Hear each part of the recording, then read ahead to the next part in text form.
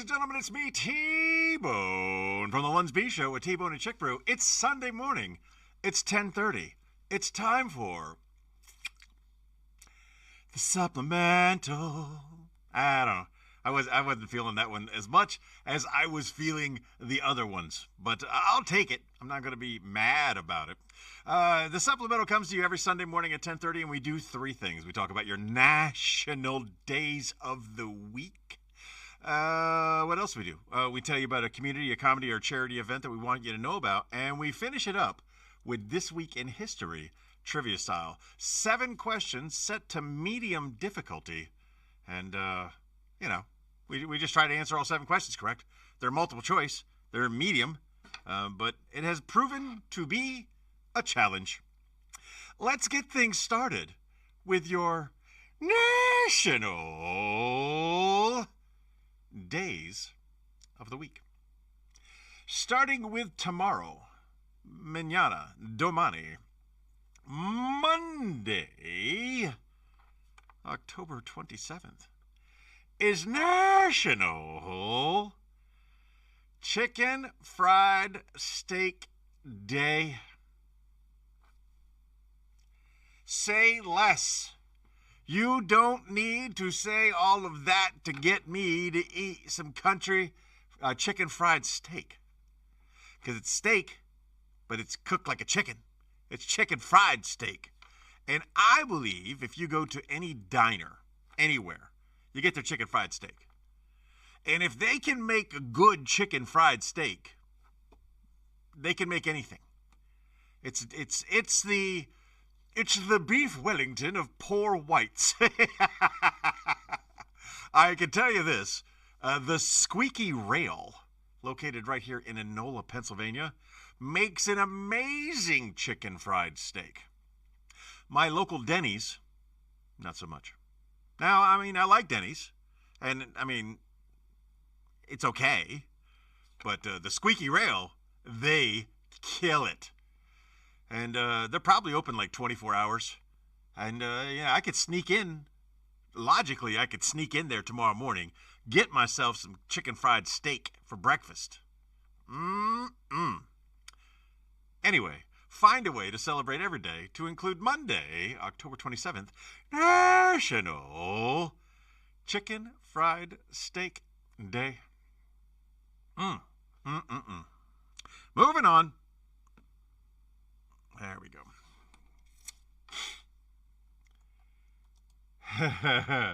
We got some good choices there, but the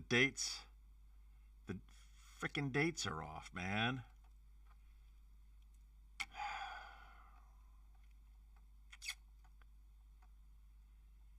I don't trust AI with doing anything right. Tuesday, October 28th. It's National Potato Day. The wonderful thing about potatoes is you can have potato juice.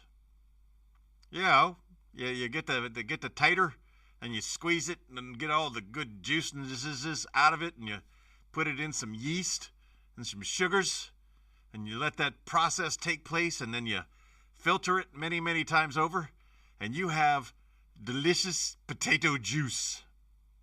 I love potato juice. I also love potatoes because you can have them so many ways. What is your favorite way of eating potato? Is it a chip? Is it a crinkle? Is it a spiral or a waffle? It's really, really got a lot of options when it comes to eating your taters. Tater tots, that's potato. And hash browns are potatoes. And they're a very, very versatile thing, the potato is.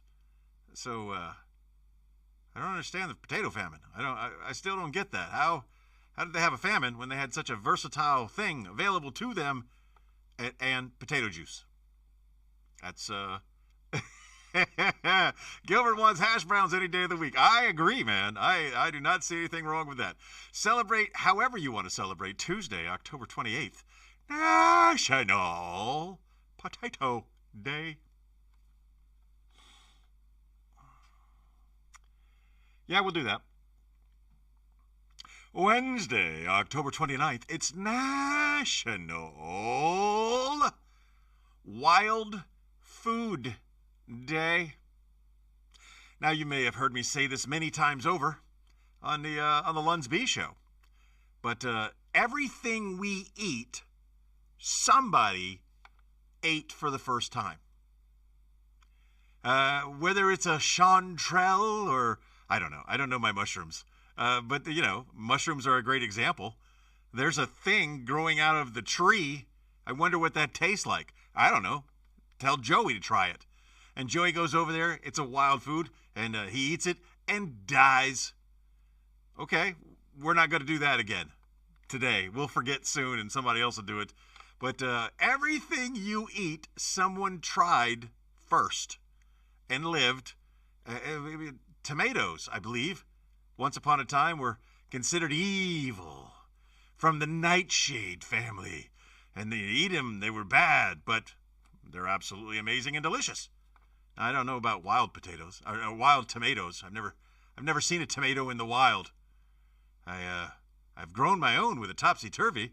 That was a fun experiment. Celebrate a Wild Food Day by going outside and just tasting something. And see if it's food, and then report back to us if you're successful. That is Wednesday, October 29th. National Wild Food Day. Moving on.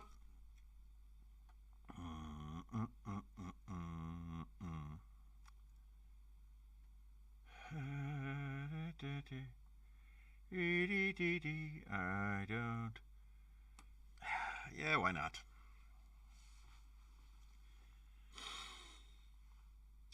Thursday, Halloween Eve. It's National Oatmeal Day. Much like the potato, oatmeal has also come a long way. You can do a lot of things with oatmeal now. You can have a lot of different flavors, a lot of flavored oatmeals out there. It's no longer just oats. You ever feel dumb eating oatmeal? You're just like,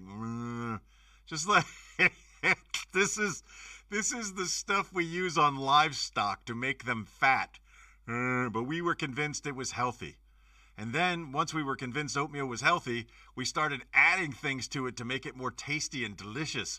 Peaches and cream, as an example, or chocolate chip cookies. I don't eat a lot of oatmeal. I know someone who does eat a lot of oatmeal, and because of shrinkflation, now needs like 3 packages for a breakfast. And this person is not fat at all. So it is shrinkflation. It's a real thing. I don't want to ask what your favorite kind of oatmeal is, because I'm not interested. And I only chose it because I had very limited options to choose from. So celebrate your day in any way you want to. Thursday, October the 30th. National Oatmeal Day. Moving on.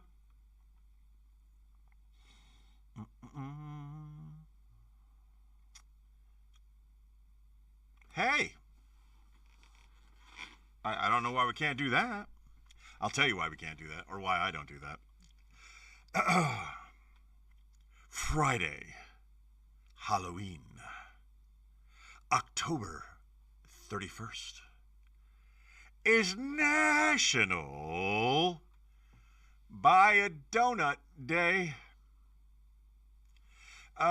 And if you are a normal person that doesn't have issues, yeah, sure. Buy a donut or two and bring them into the office and share them with your coworkers who you spend so much time with. And don't get mad at the weirdos like me who appreciate you bringing in the donuts. Honestly, I do appreciate it. They smell amazing, but I'm not eating them. I don't eat other people's food, man. Unless it's like it was sealed, like they do with the Uber drivers now. They put the little seal on it. If you brought it directly from Dunkin' Donuts, and it still had the seal on it, and you said, TK, you get first dibs, I would go over there and I may have one.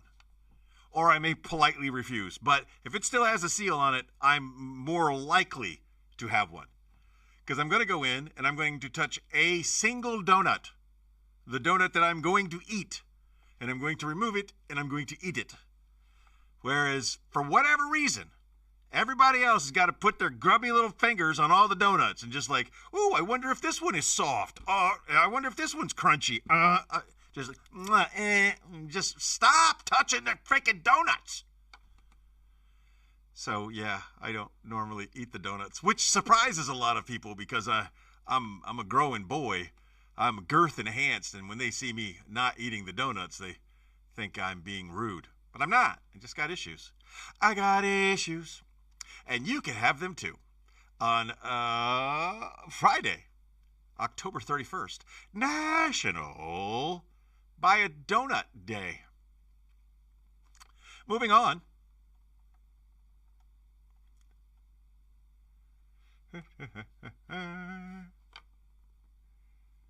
Saturday.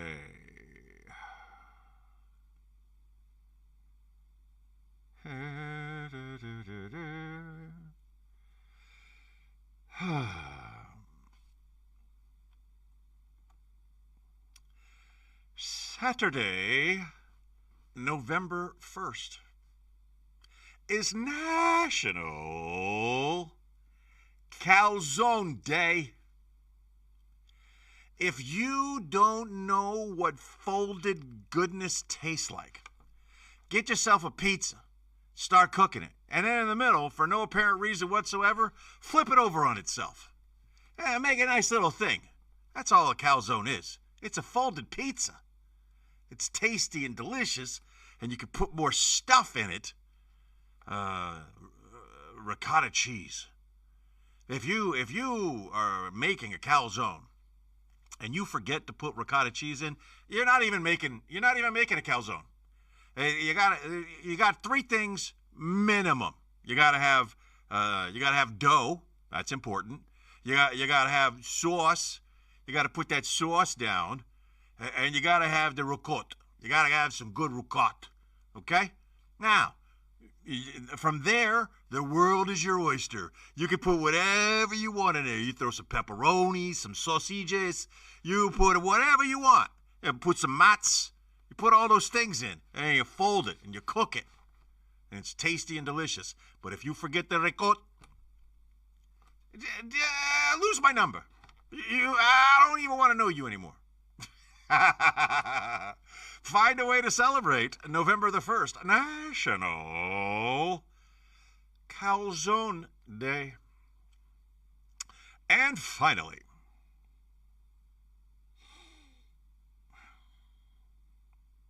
I don't think I've ever had that, so we'll acknowledge it. Sunday, November 2nd. It's National Fried Clams Day. That's interesting. I've had clams. I don't think I've ever had them fried. I've had fried oysters, but I kind of swore off clams a long time ago. A friend of mine lost his eyesight from eating clams. No. Oysters?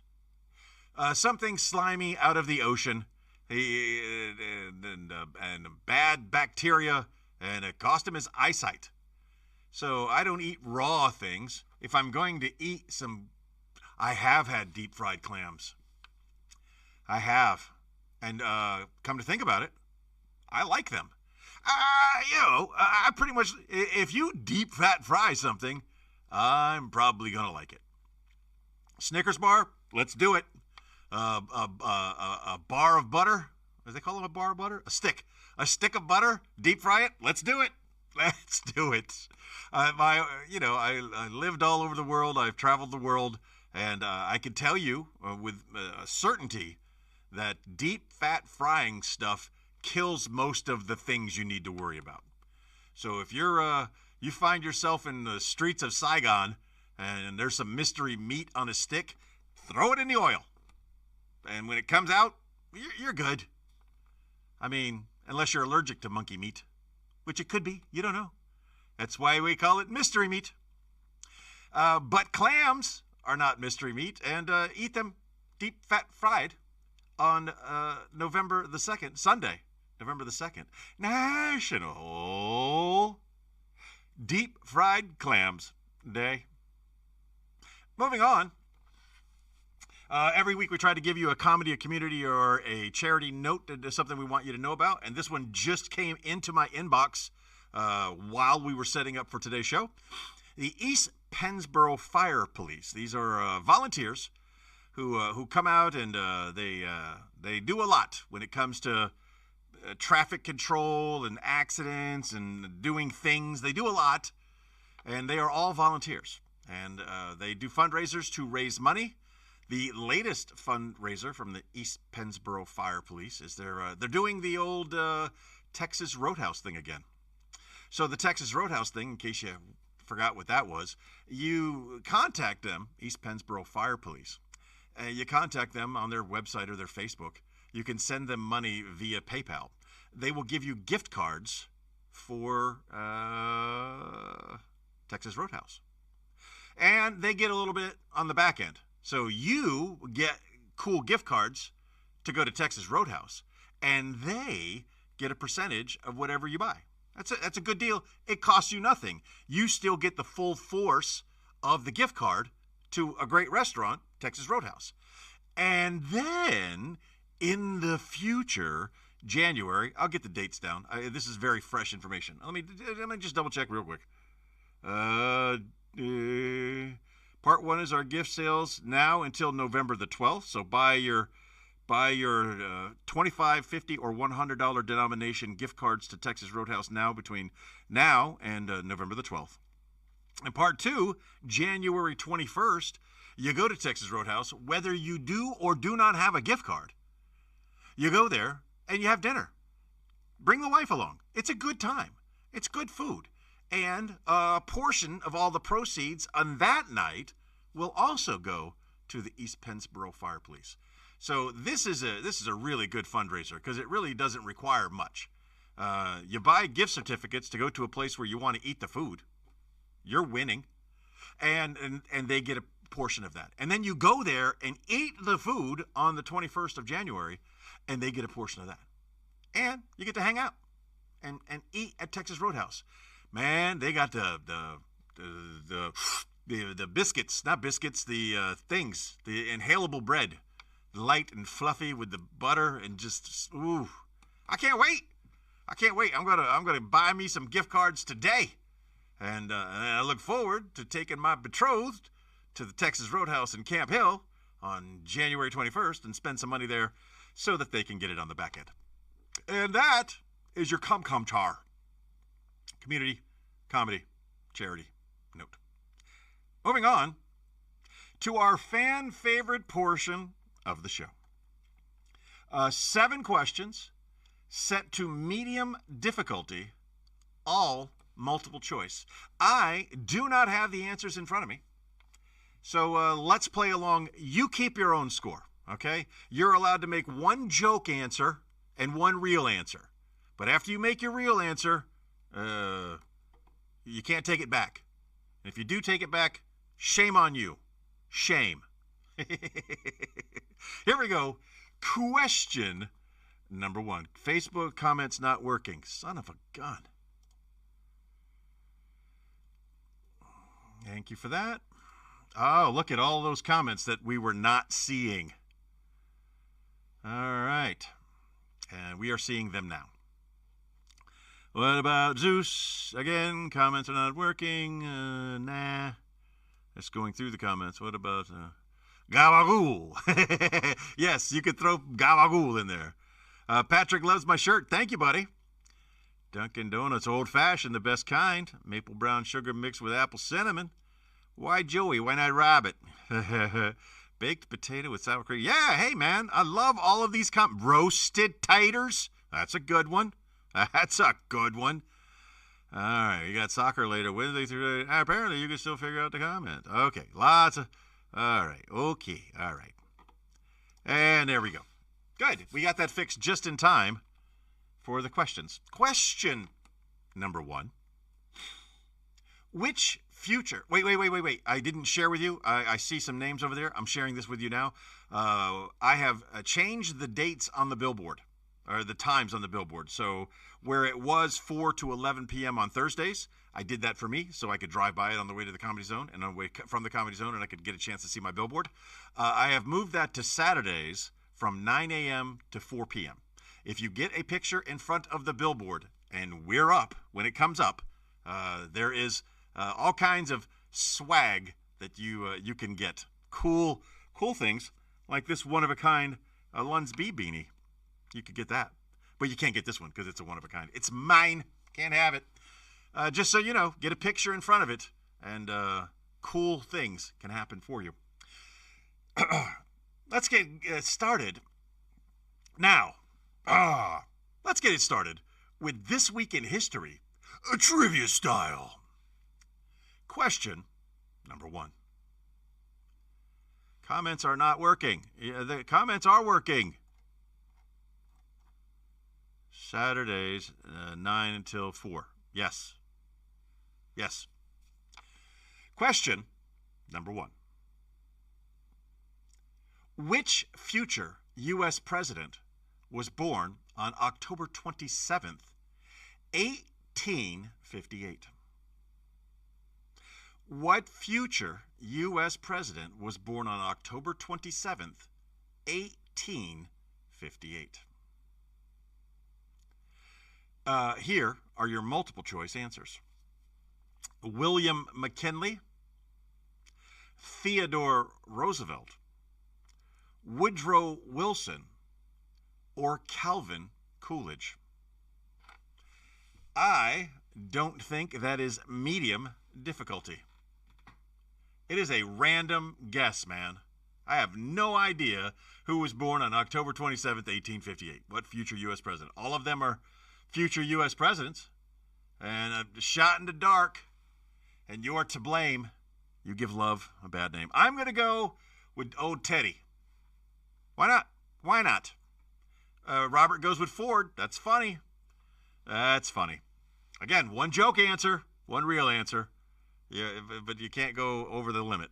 Coolidge.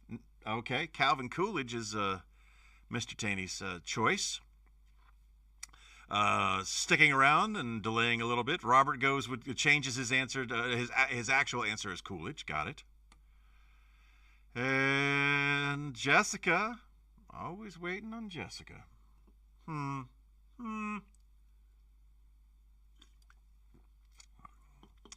love it. Coolidge?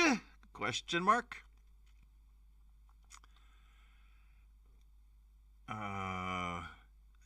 No, he wasn't 100 in 1958. He was dead in 1958. He was since been dead. I'm sticking with my answer. You stick with yours. Everybody went with Coolidge except me. I went with Teddy. We'll find out together. Question number 2. On October 28th, 1886, making waffles. October 28th, 1886, what landmark gift was officially dedicated in New York Harbor? Oh, come on. This should be an easy one. Margaret is going to go with Teddy. I like Margaret. I like her because she agrees with me. We might be wrong, but we'll be wrong together. I love it. Here are your multiple choice options. October 28th, 1886, what landmark gift was officially dedicated in New York Harbor? The Brooklyn Bridge, the Statue of Libertad, the Empire State Building, or Ellis Island Immigration Stazione. Which one was officially dedicated on October 28th, 1886? Again, your multiple choice options: the Brooklyn Bridge, the Statue of Libertad, the Empire State Building, or Ellis Island Immigration Stazione. Robert pops in with the Statue of Liberty, which is a surprise because normally he has a fake answer first. Or he would say like Dunkin' Donuts. but he went with Statue of Liberty, waiting for other people to pop in with their answers. I agree with Robert. I also believe it was the Statue of Liberty. Mr. Taney decided to go with the Brooklyn Bridge. Interesting. The Lady Taneys, I'm sure, will be popping in with answers soon. But I can't wait too long in silence. Okay, Jess with Statue of Liberty. And moving on, question number 3. You can put your answers in whenever you want. Even if you're not watching this live, you can put your answers in, and I will come back and like them later. Question number 3. On October 27th, 1904, which major urban transit system began operating? October 27th, 1904. What major urban transit system began operating? Was it the New York City subway, the London Underground, the Chicago L, or the Paris Metro? Again, I don't really feel like these questions were set to medium. This is one of the things, either you know it or you do not know it. October 27th, 1904, what major urban transit system began operating? It feels like we've got a New York theme going on here. I'm going to go with New York. That's my guess. And it's just a guess. I am not feeling confident about any of my answers this week. What say you? While you're putting in your answers for number 3, I will start reading question number 4. What act did Congress pass on October 28th, 1919 to enforce prohibition in the United States? Mr. Taney's going to go with New York. Robert's going to go with the elevated platforms in Chicago. Jessica's going to go with New York. Okay. Again, what act did Congress pass on October... Nope. Yes. What act did Congress pass on October 28th, 1919 to enforce prohibition in the United States? Here are your multiple choice options. The Volstead Act, the Smoot-Hawley Tariff Act, the Immigration Act, or the Federal Reserve Act. Well, I believe, because of the names, Margaret's going to go with New York. I like Margaret. We agree again. I don't believe it's the Immigration Act, and I don't believe it's the Federal Reserve Act. So that gets us down to a 50-50 shot between Smoot-Hawley or the Volstead. And I believe I've heard Volstead. Mr. Taney agrees. It's Volstead. And I believe it's the Volstead. I watched Boardwalk Empire. I know things. Yes, I just said that. Perfect. Again, take your time getting your answers in. And we're going to move on to question number 5 while you're popping that in there. On October 28th, 1922, which leader marched on Rome, leading to fascist control of Italy? October 28th, I think it was a Friday, 1922, what leader marched on Rome, leading to fascist control of Italy? Was it Benito Mussolini, Adolfo Hitler, Francisco Franco, or Vladimir Lenin? Hannibal, funny, boosted. I don't know what boosted means. Hannibal, stupid phone, Volstead. Okay. Jessica's also going to go with the Volstead Act. 1922, what leader marched on Rome, turning it into a fascist country? Well, I'd probably say the Italian. My guess is probably Benito Mussolini. I don't think him and Hitler were friends in 1922. Adolfo Hitler was a German guy you may have heard of. Francisco Franco was a Spaniard, and Vladimir Lenin was a Ruski. So I'm going to go with the Italian Benito Mussolini. That's my answer. I'm sticking to it. Waiting to see yours. Robert goes with Mussolini. Taney goes with Mr. Taney goes with Mussolini and Adolfo Hitler. Volstead, Margaret says, and I agree again with Margaret. Moving on. Question number 6.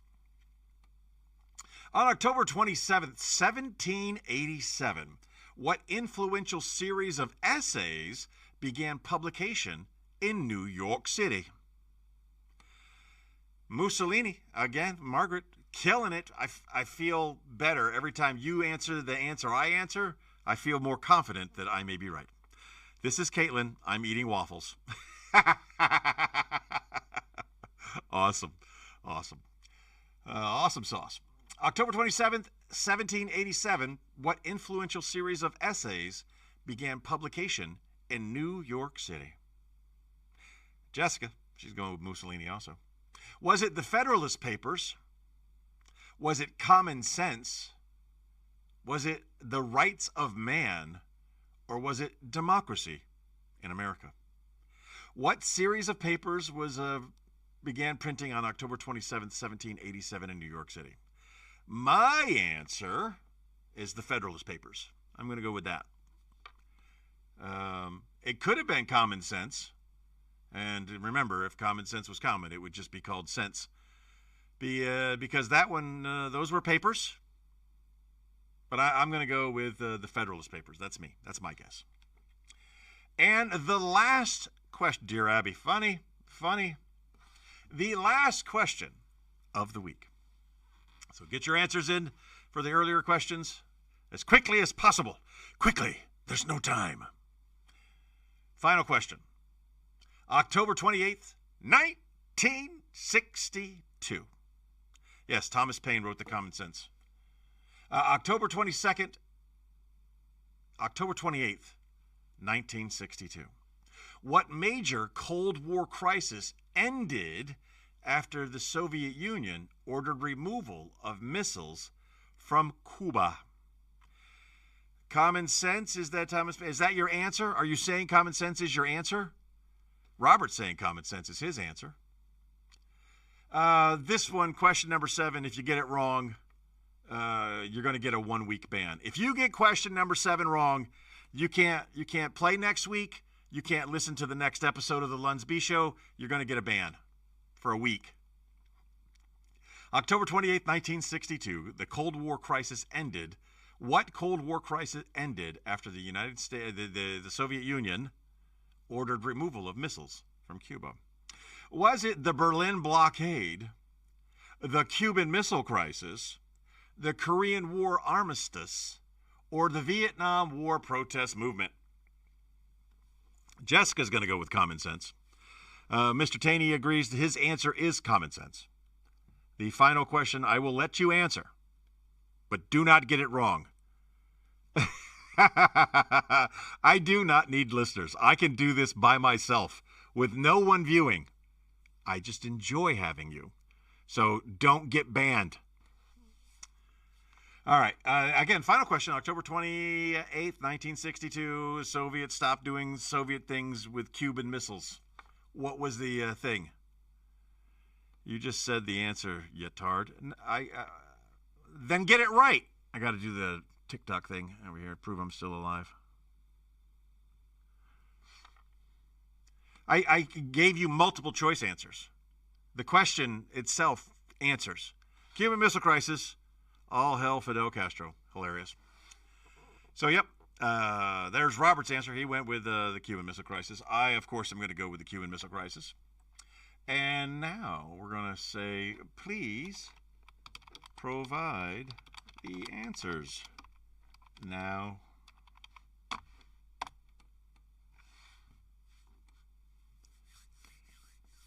if you don't answer, I'm just going to assume you knew the correct answer. I'll give you the benefit of the doubt. Here we go with the correct answers. Now, remember, the goal is to go 7 for 7. If you go 7 for 7, there's no better way to start your Sunday. It's going to start your week off right. You're going to feel really smart and intelligent. If you don't go 7 for 7, don't feel bad. We rarely do. Question number 1. The answer, Teddy Roosevelt. I'm just going to say, right now, me, Margaret, we're killing it. 1 for 1. The rest of you who chose Coolidge, wrong. So wrong. Question number 2 was, in fact, the Statue of Liberty. The Brooklyn Bridge was not a gift from France, Mr. 0-2. Mr. Guy who called me a tard. Question number 3 was the New York City subway. Margaret's going to go with common sense. Uh-oh, that's scary. EAD. Question number 4 was the Volstead Act. Question number 5 was Benito Mussolini and only Benito Mussolini. Question number 6, I am feeling good right now. Woo! I am feeling it, baby. Question number 6, against all those haters out there, was the Federalist Papers. And Margaret changed her answer to common sense. I don't know why you did that, Margaret. We were doing so well together. And, of course, the final question, question number 7, of which I got all of them right, was the Cuban Missile Crisis. Woo! Boy, I tell you what, that did. That's a great way to start your Sunday. So there you got your National Days of the Week, your little community comedy charity note, and we wrapped it up with This Week in History, trivia style. A new episode of the LUNSB Show will be taped today, somewhere in between Buffalo beating Carolina and Lewis Hamilton taking first place in the Grand Prix de Mexico. It's going to be a good day. I remind you today, as I remind you every day, just be the best person that you can be. And if you were a great person today, be an even better person tomorrow. Chick Brew sends her love, and I'm out. LUNSB.